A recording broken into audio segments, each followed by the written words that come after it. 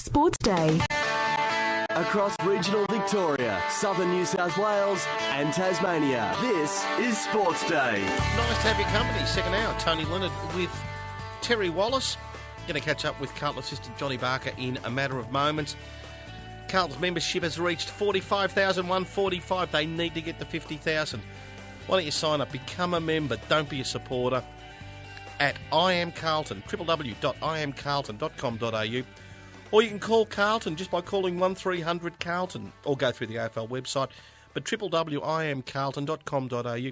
Plough, it almost seems like the normal level now to get 50,000 members. Oh, yeah, well, it's quite remarkable because Collingwood have set the benchmark, but Carlton have actually struggled over the last few years, but it just seems like a bit of a surge again now. Very grateful for the time at 7:10 to be joined by Carlton assistant coach John Barker.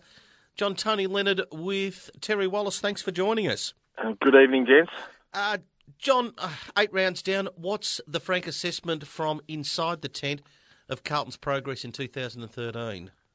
Well, we'd absolutely like to be going a little bit better than we are at this point in time, but what we'll do is we'll look forward, and that's what we'll do from here. And we've got a big match on Saturday night, as you guys have obviously been talking a little bit about Brisbane, and we're pretty keen to do a good job when we get up there. Johnny, we'll just start on that then. Were you at all surprised with the ability and what they showed on the weekend, Brisbane? Because I think it caught most people a little bit by surprise. Well, not really. They performed really well against the Swans as well, and they've just got an ability, when they roll the sleeves up, to put enough pressure on teams to shut down their uncontested ball a bit. And Essendon have obviously been one of those teams that's got a lot of space through the early part of the season, and Brisbane did a great job of shutting their space down as they did against the Swans. So,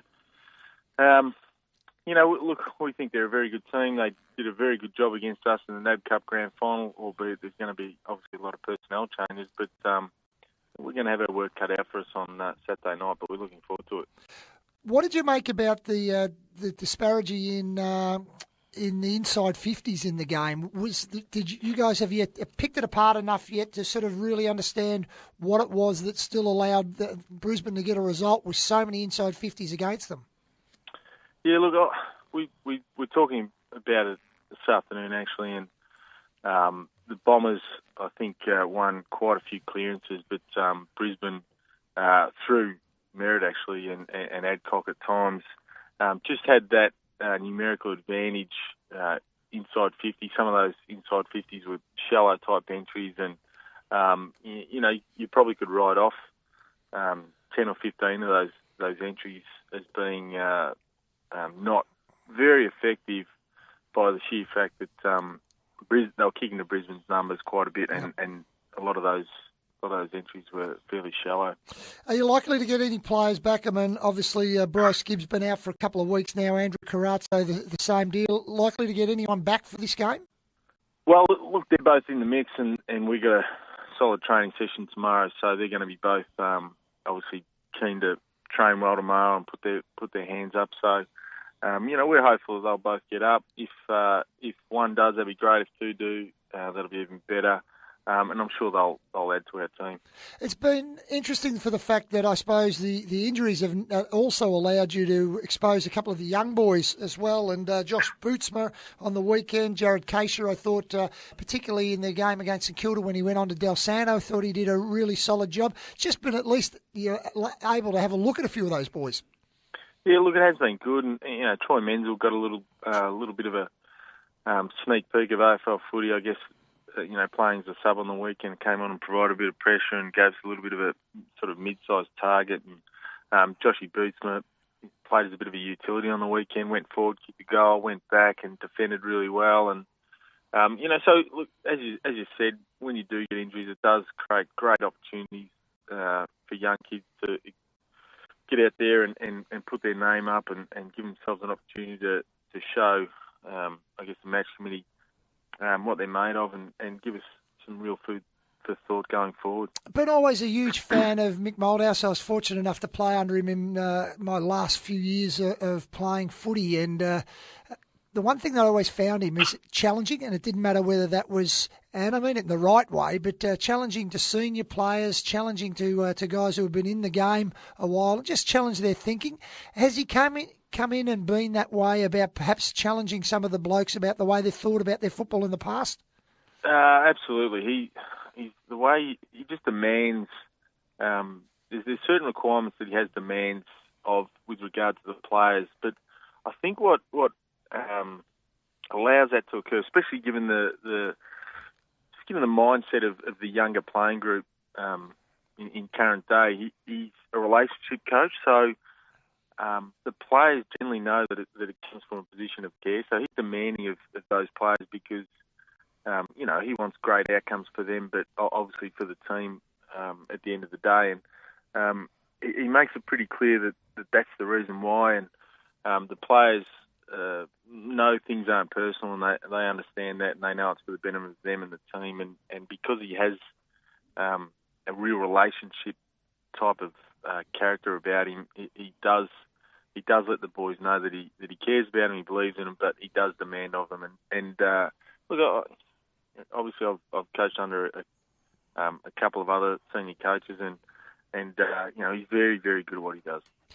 Mark Murphy pushing forward on the weekend, was that really, I thought it caught the opposition out a little bit. Was it more for the fact that what had gone out of your side and just balancing things up for that week, or do we get the sense that we might see a little bit of that through the course of the year as well?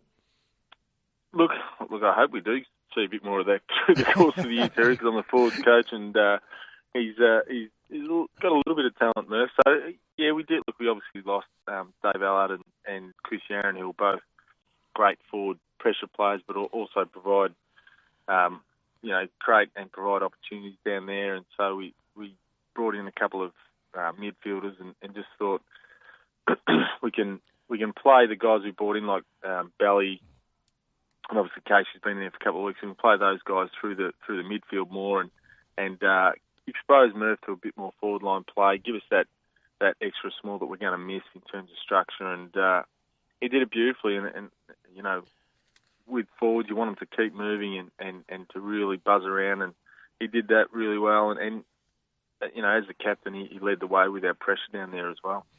Are you any closer as a footy club to really being sure in your own mindset about what is the right combination between key forwards and ruckman in the side? Because it's the one thing that keeps coming up all the time. It's Rowe, it's Casbolt, and it's the three big boys. As a club, are you any closer in your own mind of really what you sort of see being the ideal model sort of going into towards September? Yeah, look, I think what's going to give us our best view of that is to have Jared Wade out there for an extended period, because without him there, we, as you said, we have had to juggle it around a little bit, try and find best fit.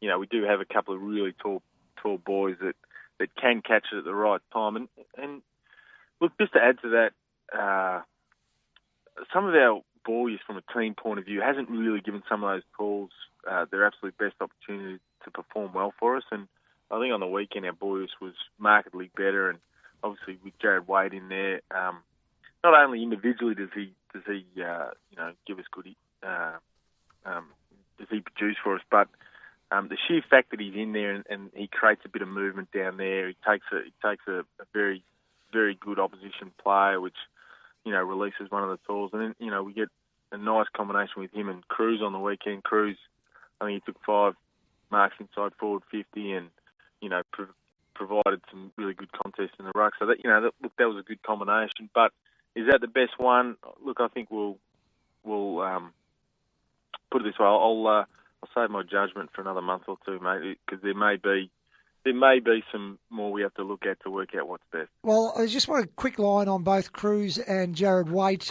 before I let you go. And Johnny, that is, how long do you think it'll be before we see Cruz playing at his absolute best? Yeah, where the thumb's right, everything's right. He's got the match fitness into him.